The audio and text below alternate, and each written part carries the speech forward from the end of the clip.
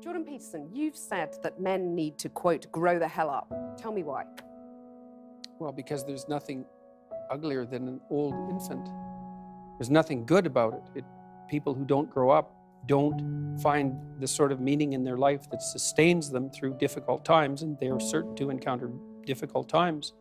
And they're left bitter and resentful and without purpose and adrift and hostile and resentful and vengeful and arrogant and deceitful and of no use to themselves and of no use to anyone else and no partner for a woman, and there's nothing in it that's good. So you say, I mean, that sounds pretty bad. You're saying It's there's a bad. crisis of masculinity? I mean, what do you do about it?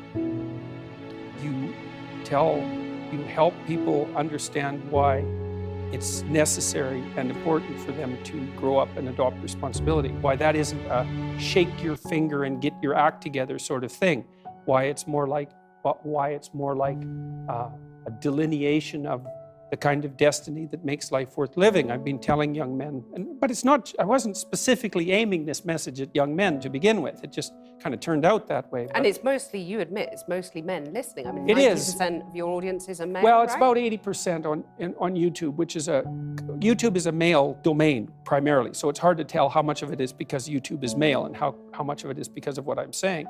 But what I've been telling young men is that there's an actual reason why they need to grow up, which is that they have something to offer, you know, that people have within them this capacity to set the world straight, and that's necessary to manifest in the world, and that also doing so is where you find the meaning that sustains you in life. So what's gone wrong then? Oh God, all sorts of things have gone wrong.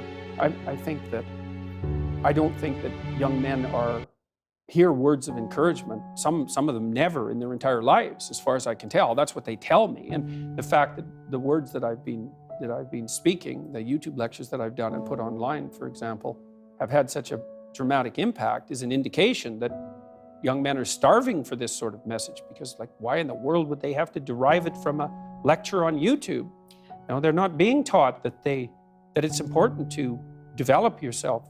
But does it bother you that your audience is predominantly male? Isn't that a bit divisive? No, I don't think so. I mean, it's no more divisive than the fact that YouTube is primarily male and Tumblr is primarily female. Isn't it? Tumblr is primarily female. But you're just saying that's the way it is. Well, I'm not saying anything. It's just an observation that that's the way it is. There's plenty of women that are watching my lectures and coming to my talks and buying my books. It's just the majority of them happen to be men.